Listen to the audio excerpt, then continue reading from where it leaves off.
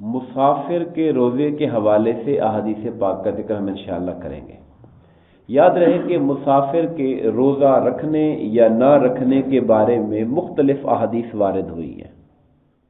بعض احادیث تو یہ کہتی ہیں کہ مطلقاً روزہ رکھنا سفر میں جائز ہے، اور بعد میں یہ ذکر آتا ہے کہ روزہ رکھنا افضل ہے یا روزہ رکھنا افضل نہیں ہے، یا بندے کو اختیار دیا گیا ہے کہ روزہ رکھے یا نہ رکھے۔ مختلف طرح کی احادیث ہے جو مختلف موقع محل کے اعتبار سے حضور نبی کریم علیہ السلام نے ارشاد فرمائی۔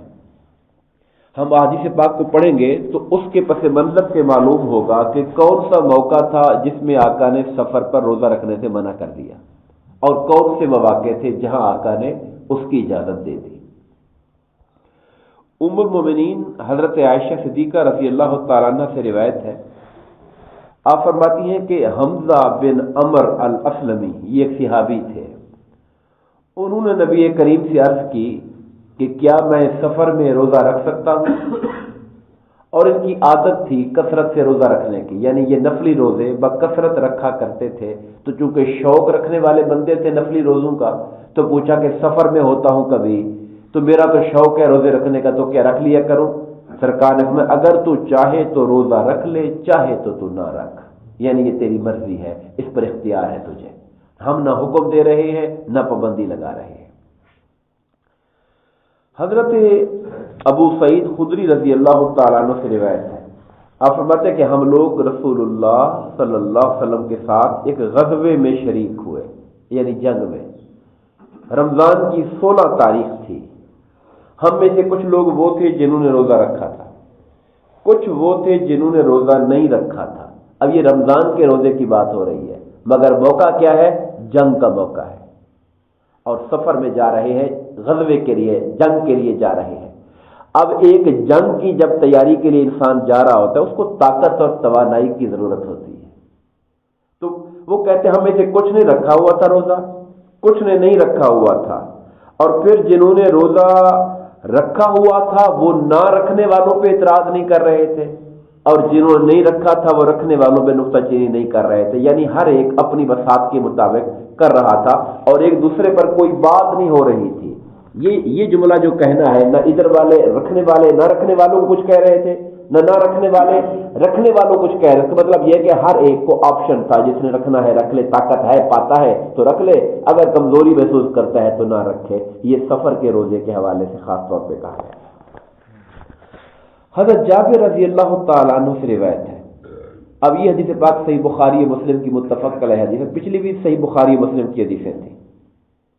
وہ فرماتے ہیں کہ رسول اللہ صلی اللہ علیہ وسلم ایک سفر میں تھے کہ آپ نے ہجوم دیکھا، ایک رش لگا ہوا ایک جگہ پر، اور پھر پوچھا بھی کیا معاملہ ہے؟ انہوں نے کہا دیکھا کہ ہجوم نے ایک آدمی پر سایہ کیا، بندہ زمین پہ پڑا ہوا ہے، لوگوں نے چادریں چودریں اوپر کر کے اس کو دھوپ سے بچانے کی کوشش کر رہے ہیں، سایہ کیا ہوا ہے۔ آپ نے فرمایا اس کو کیا ہوا ہے؟ لوگوں نے کہا کہ یہ روزہ دار ہے، تو اس کو روزہ لگ گیا تھا تو اس لیے لوگوں نے سایہ کیا ہوا ہے۔ تو آقا نے فرمایا سفر میں روزہ رکھنا کوئی نیکی نہیں ہے۔ اب یہاں حضور نے یہ فرما دیا بھی اگر نہیں برداشت ہو رہا تھا اور تمہاری طبیعت جو ہے وہ اس تنگی کو اور سختی کو یا سفر کی مشقت، اب اس زمانے کا سفر بھی تو آسان سفر نہیں تھا، گھوڑے کا سفر ہے، اونٹ کا سفر ہے، اب کوئی اے سی گاڑیاں تو تھوڑی تھیں جو ہمیں آج سہولتیں میسر ہیں۔ تو فرمایا کہ سفر میں روزہ رکھنا کوئی نیکی نہیں ہے، یعنی اگر تحمل اور برداشت نہیں تھا تو پھر نہ رکھنا تھا تمہارے لیے۔ پھر یہ تو بات نہیں ہے کہ جناب گرا پڑا ہے، لوگ سایہ کر رہے ہیں، ہجوم بنا ہوا ہے، تو پھر کوئی نیکی نہیں ہے اس کے اندر۔ تو اس سے معلوم یہ ہوا کہ جو روزہ دار مشقت اور کمزوری کی اس حد تک پہنچ جائے کہ اس کے لیے روزہ رکھنا مشکل ہو، تو پھر اس کے لیے نہ رکھنا ہی افضل ہوتا ہے کہ وہ نہ ہی رکھے۔ حضرت انس رضی اللہ تعالیٰ عنہ فرماتے ہیں ہم لوگ ایک سفر میں رسول اللہ صلی اللہ علیہ وسلم کے ساتھ تھے، ہم میں سے کچھ روزہ دار تھے۔ یہ ساری باتیں سفر کے بارے میں ہو رہی ہیں، مقیمی پر کوئی بحث نہیں ہے۔ رمضان کا روزہ ہو، بندہ گھر میں ہو، اس پر کوئی بحث نہیں ہے کہ رکھنا ہے کہ نہیں رکھنا ہے، وہ تو فرض ہے۔ ہاں بیمار ہو تو پھر الگ بات ہے کہ بیمار نے رکھنا ہے یا نہیں رکھنا۔ یہاں بات سفر کی ہو رہی ہے۔ کہتے ہم سفر میں تھے، ہم میں سے کچھ لوگ روزے دار تھے، کچھ لوگ روزہ نہیں رکھا ہوا تھا، جب ہم نے ایک جگہ جا کے پڑاؤ کیا، گرم دن میں ایک جگہ پر اترے، سخت گرم اور پہاڑی علاقے، پتھر کے علاقے، گرم دن میں ایک جگہ پر اترے تو روزے دار گر پڑے، یعنی وہ جو سفر کے تھکے مارے آئے تھے ان میں طاقت نہیں تھی پھر کھڑے ہونے کی، اترے اور گر پڑے۔ اور جو روزے دار نہیں تھے انہوں نے خیمے لگائے، سواریاں پکڑی، پانی پلایا ان کو۔ ظاہر سواری جب آتی ہے، جانور جب آتا ہے تو اس کو آپ نے ٹھنڈا کرنا ہوتا ہے، پانی شانی پلانا ہے، اس کے اوپر پلان بوجھ ہے اس کو اتارنا ہے، کام کرنا پڑتا ہے۔ جب پڑاؤ ہوتا ہے قافلوں کا تو خیمے لگتے ہیں، جگہ بنتی ہیں، تو وہ کہتے ہیں روزے دار تو بیچارے بیٹھ گئے، جو بغیر روزے دار والے تھے انہوں نے سارا انتظام کیا، سنبھالا جانوروں کو، گھوڑوں کو، اور خیمے لگائے۔ تو میرے آقا نے فرمایا کہ آج کے دن جو بے روزے دار لوگ تھے وہ اجر میں اوپر نکل گئے ہیں، کیونکہ انہوں نے سنبھالا ہے سارے معاملے کو۔ اب یہ دیکھیے میرے آقا موقع محل کے اعتبار سے بات فرماتے ہیں کہ کس طرح اب اگر سارے روزے دار ہوتے اور طاقت ہی نہ ہوتی بھی آپ نے انتظام سنبھالنا ہے، اوپر سے گرم دن ہے وہاں پر، تو کس قدر مشکلات ہو جاتی ہیں لوگوں کے لیے۔ تو یہ جو روزہ نہیں رکھا تھا وہ توانائی میں تھے، انہوں نے سارا کچھ سنبھال لیا اور روزے داروں کے معاملے کو بھی آسان کر دیا۔ مگر یہ جو آقا کا فرمانا ہے آج کے دن، یہ اشارہ کر رہا ہے کہ یہ جو سچویشن بن گئی تھی چیزوں کی، اس حوالے سے یہ لوگ پریفر کر گئے ہیں کہ ان کے روزے نہیں تھے، انہوں نے چیزوں کو سنبھال لیا۔ اس کا مطلب یہ کہ یہ عمومی حکم نہیں ہے، یہ آج کا دن لفظ بول کر حضور نے حالات کی طرف اشارہ کیا کہ سچویشن اور حالات کے مطابق یہ آگے رہ گئے۔ اس سے علماء کرام نے یہ بھی نکالا کہ صالحین کی جو عبادت کرنا ہے، چونکہ وہ جو روزے دار گر پڑے تھے ان کے لیے سارا کچھ، ان کی سواریاں سنبھال رہے تھے، ان کے خیمے لگا رہے تھے، تو صالحین کی عبادت کرنا نفلوں سے زیادہ افضل ہوتا ہے، کیونکہ سرکار نے کہا روزہ نہیں رکھا مگر اجر میں اوپر چلے گئے۔ روزہ رکھتے اگر وہ تو ان کو ثواب ملتا روزے کا، مگر یہاں پر وہ روزے داروں کی، نیک لوگوں کی خدمت کر رہے ہیں، اس خدمت پر بھی آقا نے ان کو نفلوں سے زیادہ ثواب کا وعدہ فرما لیا تھا۔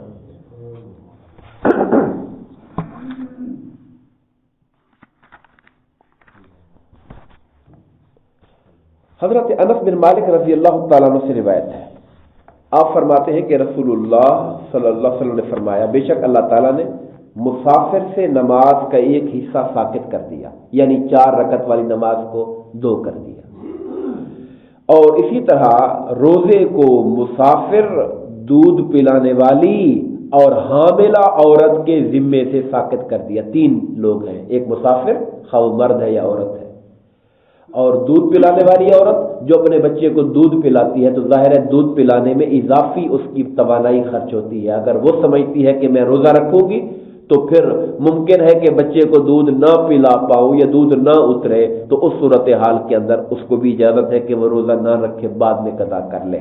اور اسی طرح وہ عورت جو حاملہ ہے، پریگننٹ ہے، اس کو بھی یہ سہولت اور رعایت دی گئی ہے، تو روزے دار کو بھی سرکار نے اس سہولت میں شامل فرمایا ہے۔ آخری حدیث پاک آج کے درس کی حضرت عبداللہ بن عباس رضی اللہ تعالیٰ عنہ سے روایت ہے، آپ فرماتے ہیں کہ رسول اللہ صلی اللہ علیہ وسلم مدینہ طیبہ سے مکہ معظمہ کی جانب روانہ ہوئے، یعنی فتح مکہ والے سال مدینہ سے مکہ کی طرف، یعنی واپسی آ رہے تھے آپ، مدینہ سے مکہ کی طرف یعنی جا رہے تھے فتح مکہ کے لیے، یہاں تک کہ مقام عصفان میں پہنچ گئے۔ ایک جگہ تھی رستے میں عصفان، پھر آپ نے پانی منگوایا، رمضان کا مہینہ ہے، فتح مکہ بھی رمضان کے اندر ہوئی، فرض روزے رکھے ہوئے تھے، کچھ نے رکھے تھے کچھ نہیں رکھے تھے، سرکار نے پانی منگوایا اور اپنے ہاتھوں کو بلندی تک بلند کیا ہے کہ اوپر، تاکہ لوگ دیکھ لیں کہ میں نے پانی پکڑا ہوا ہے، اور حضور نے روزہ کھول لیا، روزہ پانی پی لیا۔ اب یہاں یہ اشارہ بتا رہا ہے کہ سفر کی حالت میں اگر انسان کی طبیعت میں کوئی خرابی پیدا ہونے کا یقینی خطرہ پیدا ہو جائے تو اس کو وہ روزہ اگر توڑ دیتا ہے تو روزے کی قضا لازم آتی ہے، کفارہ لازم نہیں آتا۔ یہ بات بتانی چاہیے۔ کوئی بیمار ہو گیا اور بیماری میں روزہ توڑنا پڑ گیا، یا سفر کی مشقت کی وجہ سے برداشت سے باہر ہو گیا، پھر روزہ اگر توڑنا پڑ گیا، ان صورتوں میں روزے کے بدلے میں ایک روزہ قضا کرنا ہے، کفارہ لازم نہیں آتا۔ اور میرے آقا نے ہاتھ اوپر کر کے لوگوں کو دکھا کے کیا، تاکہ اگر کوئی اور بھی اس پریشانی کا شکار ہے تو وہ بھی اپنے روزے کو توڑ سکتا ہے سفر کی مشقت کی وجہ سے۔ یہاں تک کہ آپ مکہ پہنچ گئے، اور یہ رمضان شریف کا واقعہ ہے۔ حضرت ابن عباس فرمایا کرتے تھے کہ رسول اللہ صلی اللہ علیہ وسلم نے سفر میں روزہ رکھا ہے، جو چاہے سفر میں روزہ رکھ لے، جو چاہے نہ رکھ لے۔ یہ مختلف احادیث پاک تھی، مگر اس سے ایک کنسیپٹ ہمارے سامنے آ گیا کہ کون سے مواقع پہ سرکار نے پسند کیا، کون سے پہ ناپسند کیا، اور کون سے پہ آقا نے اس کو توڑ دیا، اور توڑنے کی شکل میں اس کا حکم کیا ہوتا ہے۔ یہ باتیں ہمارے سامنے۔ اللہ تعالیٰ ہم سب کو آقا کریم علیہ الصلوۃ والسلام کی تعلیمات کو سمجھنے اور عمل کرنے کی توفیق عطا فرمائے، آمین۔ وما علینا الا البلاغ المبین۔